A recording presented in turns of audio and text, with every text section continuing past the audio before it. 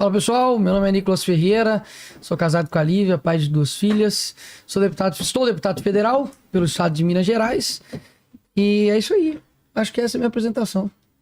Legal. É isso? Ana Campanholo, deputada estadual em Santa Catarina, sou a deputada mais votada da história do meu estado, assim como o Nicolas no estado dele, sou mãe de 2 meninas, a Catarina de 5 anos, a Joana de 2, sou casada com um policial militar, filha de policial militar, escritora antifeminista. E eu também, já falando em apresentações, vou apresentar a nova camisa da Insider aqui, que são as Nextech.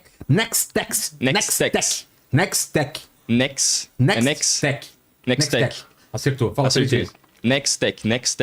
Acertou. Então, link na descrição, QR Code na tela para o nosso super desconto, nosso cupomzão. É isso? É isso aí. É isso. E vamos aqui, quando a gente anunciou vocês aqui, vocês já imaginam, vocês sabem como que é a rede social, as redes sociais, vocês sabem como que é Brasil. O pessoal já ficou, sabe, puxando os cabelos, falando que é absurdo.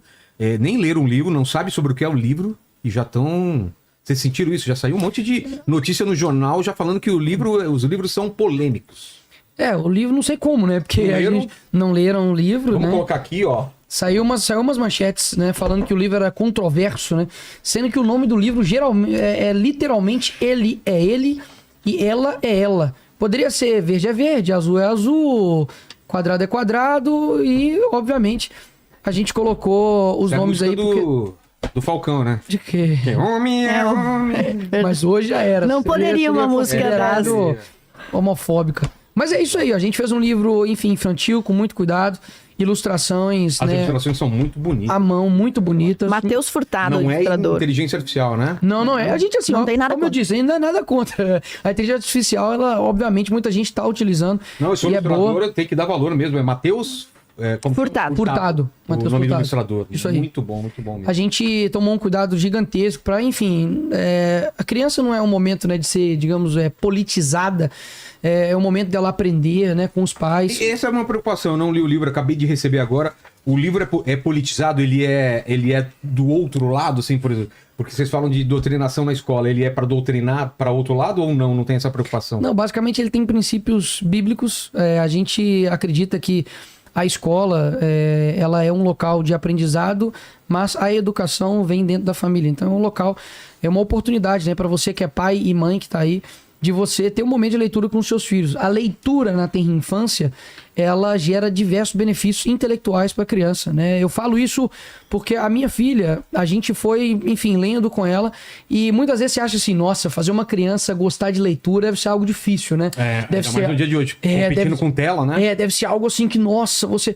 Cara, realmente, a minha filha, ela ama os livrinhos que ela tem, assim. Ela pega, aí ela vem, a gente lê pra ela, aí tem que ler de novo, aí tem que ler de novo. Isso é o certo mesmo. E isso é muito bom. Então, assim, pra quem... Capacidade de concentração, né? De vocabulário. Tudo de vocabulário. De apreciar, né? Imagens, arte. Eu acho que muitos pais estão perdendo isso realmente, né? O tempo... Hoje, por exemplo, infelizmente, o pai pega um videozinho ali qualquer da internet, joga na mão do filho, o Roblox, né, meu filho jogo, Roblox, enfim, deixa o moleque lá, enfim, largado, sendo que esse momento da leitura, né, ele é um momento extremamente enriquecedor. Então a gente teve um cuidado real, assim, de colocar, obviamente, né, com base nos princípios bíblicos, mas colocar de uma forma que, digamos assim, não ofenda ninguém ou não seja de uma forma, sabe, que fala, não, isso aqui é um livro direitista, é um livro bolsonarista, não. Isso aqui radical. É um livro radical, não. De fato, são afirmações, tanto biológicas, afirmações que a gente acredita que faz com que a saúde, né, tanto mental, quanto física, quanto psicológica da criança se mantenha e ajude a construir o caráter dela. Vamos então recuar um pouco, a gente já falou aqui do livro. Claro que se vocês quiserem mandar perguntas sobre outros assuntos, eles vão responder também. Eu perguntei aqui para eles antes, a gente pode também falar de outros assuntos. Mas vamos falar sobre essa briga, né? Essa guerra de trincheira que acontece quando o assunto é esse, né? Falar que ele é ele ou ela é ela. Da onde vem essa briga? Quando começa? É por causa do feminismo? É antes disso? Até legal responder sobre o livro quando você perguntou ali, né? Será que é uma estratégia de combate à doutrinação? Isso. Existe uma guerra cultural acontecendo, que nós na direita costumamos chamar de marxismo cultural, que se infiltra não só por via via política, mas também mídia, universidades, na cultura, enfim. E não é legal esclarecer que esse não é um livro de doutrinação reversa, até porque assim, é impossível pai e mãe incorrerem no crime de doutrinação. Quando a gente fala que combatemos a doutrinação na escola, nós estamos nos referindo à escola pública ou particular, onde a criança é obrigada por lei a ser parte da audiência cativa, ou seja, a criança no Brasil ela não pode se retirar da escola. Quando ela está na escola pública, ela é obrigada a estar ali. E doutrinação é quando o professor como funcionário público, uma autoridade, isso aí, comete uma ilicitude, ele é antiético e usa o espaço cativo do aluno que ele deveria estar aprendendo português, matemática, biologia, e usa esse espaço para, na verdade, emitir e fazer propaganda político-partidária de suas próprias convicções pessoais. Isso é uma violação do direito humano que a família tem. O Brasil é signatário de um acordo da Convenção Americana de Direitos Humanos, o Pacto de São José da Costa Rica, que diz que a família tem primazia na escolha do tipo de educação moral e religiosa que as crianças vão receber. Então, é impossível um pai e uma mãe, ou nós aqui, ao vendermos um livro na iniciativa privada, sermos acusados de doutrinação que se compare ao que acontece na escola pública. Na escola pública, a gente paga impostos e paga o salário daquele professor para ele vender uma ideologia diversa da nossa para o nosso próprio filho. Essa é a ilicitude que a gente denuncia. E como a gente está falando de uma iniciativa privada, os pais compram se quiserem, as crianças leem se os pais quiserem, então não existe essa comparação equivalente. Mas como é que isso começou? Realmente, a ideologia de gênero, ela é bastante antiga, a esquerda não gosta que a gente use essa palavra, né, Nicolas? Ideologia. Eles dizem, não, que vocês inventaram que isso é uma ideologia. Eles não usam esse termo. Não, eles usam teoria de gênero. Só que ideologia, já dizia Karl Marx, é aquela verdade relativa que está de posse da classe revolucionária. Então, essa classe revolucionária, ora podem ser os burgueses, por exemplo, na Revolução Gloriosa, os burgueses eram considerados uma classe revolucionária. Ora pode ser o proletariado, como os camponeses na Rússia de 1917. Então, Marx dizia que a ideologia é o seguinte: é um vestido de ideias que pretende alterar a realidade, a tua realidade, a minha realidade da nossa sociedade. Então, é uma proposta, um conjunto de ideias que quer mudar o que já existe. Enquanto que a filosofia, a ciência deveriam se dedicar em identificar e reconhecer a verdade e não em modificá-la. Essa diferença é bem importante entre filosofia e ciência, que o pessoal de esquerda diz que nós religiosos somos anticientíficos, mas o método científico é isso, é procurar a verdade. A ideologia é modificá-la. Então a gente chama a teoria de gênero de ideologia de gênero porque vai contra uma realidade evidente, que é a realidade do sexo biológico. E para isso eles criam inúmeros termos. Eles criaram o termo gênero para dizer que essa explicação acho que é bastante didática para o pessoal que está em casa, e o Nicolas me interrompe se ele achar que eu estou falando groselha aqui. Mas olha só, nós temos a orientação sexual, que é, por exemplo, Vilela, gosta de homem ou gosta de mulher? A esquerda criou esse termo, né? Orientação sexual, gay, bi, lésbica. Nós temos, então, o sexo biológico, macho, fêmea. E nós temos, por fim, o gênero, que a esquerda diz que ser a performance ou o quadro social de identidade que você tem com relação à sexualidade. Então você, Vilela, poderia nascer homem, nasceu XY, mas poderia se identificar como uma mulher e, nesse caso, poderia ser também lésbico. Então você poderia ser uma translésbica. Você deixa de ser homem, vira mulher e passa a gostar de mulher. Nossa, agora eu me confundi. Calma, como há um caso real de onde eu trabalho dessa forma. A pessoa se identifica como translésbico, ou seja, ele é um homem biológico, casado com uma mulher biológica, mas ele se considera mulher, mas que lésbica. Tem atração por mulher. Que tem atração por mulher. E ela, por um outro lado, é uma mulher biológica que tem atração por... Calma aí. Tá difícil, né, Nicolas? A gente se perde. Por mulher. Não, porque um é homem lésbica, que tem entendeu? atração por homem. Ela é o contrário, então. Não, ela é uma mulher que se sente homem, que tem atração por homem. Não é porque é tão simples, né, de entender. Homem e mulher. Não, é isso. O homem biológico se sente mulher, mas ela se sente lésbica. Porque ele se sente lésbica. Não, é translésbica. Isso. Aí, do outro lado, você tem uma mulher que se sente homem e aí gosta... por homem. Por mulher, pô. Ele é difícil, pois é, pode perceber. Tá. Se você tá confuso, entendeu? Imagina uma criança de 3 anos que chega na escola e alguém lhe diz que ela pode performar. Eu acho que é mais fácil homem e mulher. Não sei se pra quem tá em casa. Mas a vida não é só fazer coisa fácil. É verdade. Mas não acho só mais fácil. Eu acho mais simples e eu acho... Evidente, né, Eu acho evidente, exatamente. Mas aí, a realidade é aquilo que está naquilo que você vê. Eu acho. Vou botar um pouco de pimenta aí. Aí o pessoal vai falar, tá, sua opinião não importa, cada um tem sua opinião e tudo mais. Sim, cada um tem sua opinião. Na democracia, cada um. Claro, e você não tem que ter uma opinião não, e a segunda formada. pergunta é, O pessoal acusa esse discurso de ser teoria da conspiração, que não existe doutrinação, não é? Vocês têm prova disso mesmo? Que isso não acontece na escola, vocês estão longe das escolas, porque eu sou professor e eu nunca vi não sei o quê. Tem bastante essa acusação. Vou deixar o Nicolas pesquisar. Quer pesquisar uns casos aí? Eu trouxe aqui. Ah, que legal. Você tem aqui, ó. Universidade Federal do Maranhão promove erotismo. Educar com o ânus. Para falar outra coisa. Prefeitura do Rio afasta diretores de escolas após apresentação com um cavalo e suposta conotação sexual, que era uma apresentação feita para crianças, e tinham crianças ali de 4, 5 anos de idade, e a apresentação chamava O Cavalo Taradão. Agora, mais recente, alunos montam um motel e simulam atos sexuais em gincana escolar no Maranhão.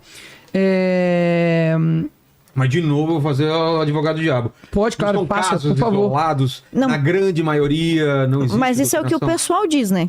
Não, essa pergunta é ótima. Não, faz um teste. Faz você aí de casa. Fala pro seu filho chegar lá na escola e falar assim: eu acredito, com base, enfim, científica, biológica, etc e tal, que só existe homem e mulher. O que vai acontecer? Essa é a ideia dissonante. Ela não é a ideia majoritária hoje. E até mesmo quando você chega, por exemplo, e fala assim, olha, quando eu defendi no meu discurso, por exemplo, a da Nicole, que eu chego e falo assim, olha, eu acredito que o banheiro, ele é uma questão anatômica. Eu vi aquela imagem e não entendi até hoje por que Mas você viu o vídeo? Veio antes? Vi o vídeo, mas o que veio antes? Era o Dia da Mulher. Mas teve alguma provocação? Você falou que ia fazer aquilo? Como foi? Não, nada. Eu realmente tive a ideia uns 2 anos antes. E eu falei, Era o Dia da Mulher e você subiu... Era o Dia da Mulher e eu estou percebendo um movimento da esquerda de retirar o papel da mulher em diversas áreas. Como, por exemplo, a Miss Universo, né, que é o concurso, tem em diversas áreas. Em algumas cidades nos Estados Unidos, quem estava ganhando era um homem biológico, né, uma mulher trans, no caso, né? Você tinha, por exemplo, comerciais da Nike, por exemplo, onde se tirava o modelo mulher e colocava também uma pessoa que se sentia uma mulher. Então, o que eu senti foi, olha, as mulheres estão perdendo espaço para homens que se sentem mulheres. Ponto. E eu dei esse discurso. Então, eu utilizei, digamos, a mesma estratégia dele no seguinte sentido, olha, o princípio é, se aquilo que você sente, você se torna, então eu também posso me tornar aqui agora a Nicole. Só que nesse momento, óbvio, eu utilizo a peruca como uma questão para poder chamar a atenção, como eu poderia ter usado uma máscara para poder falar da Covid, como eu poderia ter usado uma boina para poder falar da Polícia Militar, como eu poderia ter usado, sei lá, a picanha para poder falar da questão do Lula, enfim. Eu usei uma questão visual para poder denunciar algo real que estava acontecendo. E o ponto do meu discurso principal, foi esse, de homens que estão se sentindo mulheres, estão tomando espaço das mulheres biológicas. E eu falo, olha, para mim, a questão, por exemplo, do banheiro, ela é uma questão anatômica e não ideológica.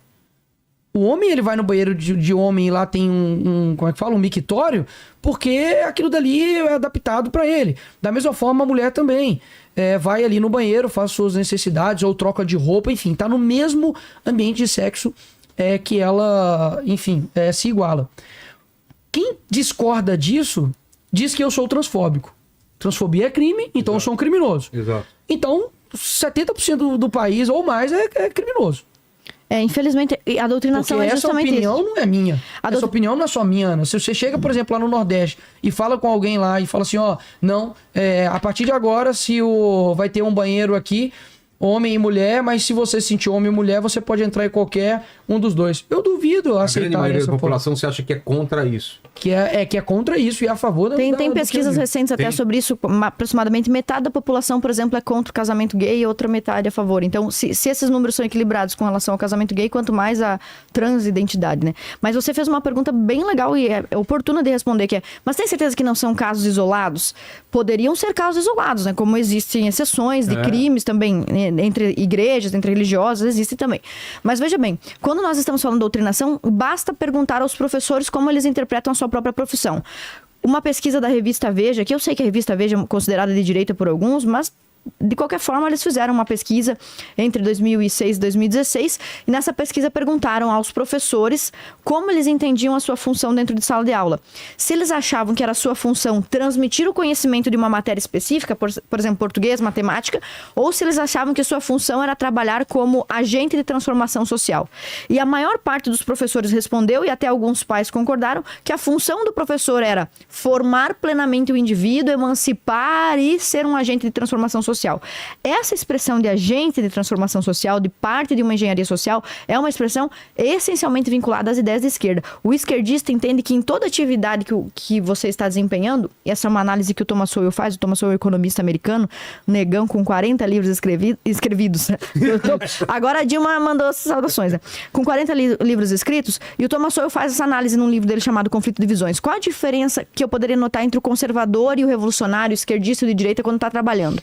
O conservador, quando ele está trabalhando, ele é Uber, ele é entregador de pizza, ele é farmacêutico, ele faz o seu trabalho o melhor possível dentro da técnica. O esquerdista entende que todo trabalho, profissão e local é um lugar de batalha política. Então, se é um juiz, vai ser um juiz militante. Se é um carteiro, vai ser um carteiro militante. Se é um entregador de pizza, vai ser um entregador de pizza militante. E se é um professor, vai ser um professor militante. E isso não é uma impressão minha, porque os próprios professores indicaram mais de 70%. Você não vê o problema em outras profissões, vê o problema de ser militante só quando é professor. Não, depende, porque todo funcionário público deveria preservar um certo grau de impessoalidade. Nós sabemos. Vou te falar que a maioria dos Uber são militantes do Bolsonaro, viu? Deixa eu dar... incrível, né? Como tem... Mas, mas aí ele seria...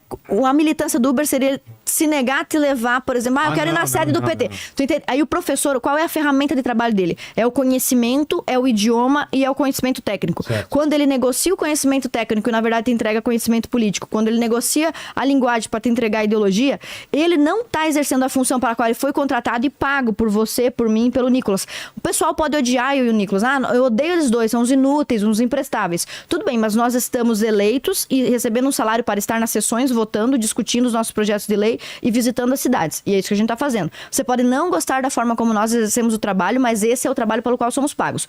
O professor é pago para ensinar as filhinhas do Nicolas, as minhas filhinhas, a ler, escrever, matemática, português, biologia. É para isso que ele é pago. E ele se desvia da sua função, ou seja, pratica uma ilicitude e fica tentando incutir no filho dos outros uma concepção moral e religiosa avessa da família. E não deve ser essa a função da escola, porque a escola é uma extensão da família. Eu deveria usar a escola deveria servir para os interesses da família e não para os interesses da classe dos professores, entende? Os professores não poderiam aparelhar a educação para criar militantes, como aquela música famosa The Wall, não é? Sim, Another Brick in the Wall, né? Do Pink Floyd. Exatamente. Os professores não deveriam utilizar a sala de aula para isso, porque eles não foram contratados para isso. Eu e você pagamos nossos impostos. Eu não sei qual que é a sua religião, mas o Nicolas, por exemplo, que igreja é tu? Comunidade Evangélica Graça e Paz. Comunidade Evangélica Graça e Paz, eu sou da Assembleia de Deus e você é da Umbanda, vamos supor.